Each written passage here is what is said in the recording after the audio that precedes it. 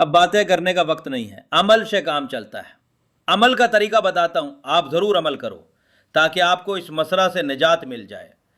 جب آپ دیکھو کہ کوئی شخص آپ سے غریب ہے تو اس کو اپنی دولت سے کچھ پیسہ نکال کے دے دو، یعنی جتنا آپ آسانی سے دے سکتے ہیں یہ کام کرنا شروع کر دو۔ اور جو آپ سے زیادہ امیر ہے اس کی دولت کی طرف رجوع نہ کرو، بلکہ اس کے لیے دعا کرو کہ اللہ تعالیٰ اس کو بھی توفیق عطا فرمائے کہ غریب کی مدد کرے۔ آپ کے پاس جو بھی توفیق ہے اس کے مطابق خرچ کرو، اگر نہیں ہے تو کم از کم اچھے الفاظ سے اس کی خدمت کر دو۔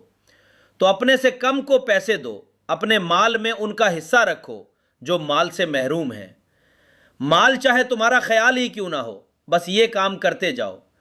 اگر کبھی یہ وقت آ جائے جب آپ قوم کے امیر ہو جاؤ یا امیر المومنین بن جاؤ تو پھر آپ کا کام یہ ہے کہ غریب ترین اور امیر ترین کے درمیان کم ترین بن جاؤ، ان کے درمیان فاصلہ کم کرو۔ جب غریب اور امیر کے درمیان فاصلہ بالکل کم کر دو گے تو سمجھو کہ قوم بچ گئی۔ اب تو غریب اور امیر کے درمیان بہت فاصلہ ہے، ایسا فاصلہ جو غریب 5000 سال میں طے نہیں کر سکتے۔ اب تو ملین کی بات نہیں بلکہ بلین کی فگر ہوتی ہے، چھوٹے چھوٹے بینکوں میں بلین پڑے ہوتے ہیں۔ آپ کی قوم امیر ہو گئی ہے مگر بندے غریب ہوتے جا رہے ہیں۔ جس کے پاس پیسہ ہے وہ بے تحاشا ہے اور بے شمار محروم بھی موجود ہیں۔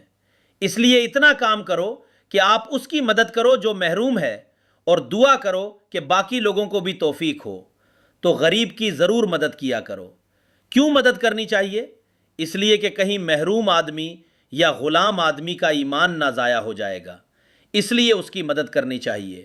دعا کرنی چاہیے کہ یا اللہ تجھ پر اس کا عقیدہ متزلزل ہو جائے گا، اس لیے مجھے توفیق دے کہ میں اس کی مدد کروں۔ اور پھر اس سے یہ کہو کہ بھائی غریبی بھی آ جاتی ہے، امیری بھی آ جاتی ہے، مگر ایمان ضائع نہ کرو۔ تو غریب کی اس لیے مدد کرو کہ غریبی اس کو کافر نہ بنا دے۔ غریب کسے کہتے ہیں؟ غریب وہ ہے جو آپ سے تھوڑے پیسے رکھتا ہو، جس کی تمنا زیادہ ہو وہ غریب ہوتا ہے۔ اس طرح اللہ راضی ہو جائے گا اور آپ کی دنیا بھی بہتر ہو جائے گی۔ خادم واصف علی۔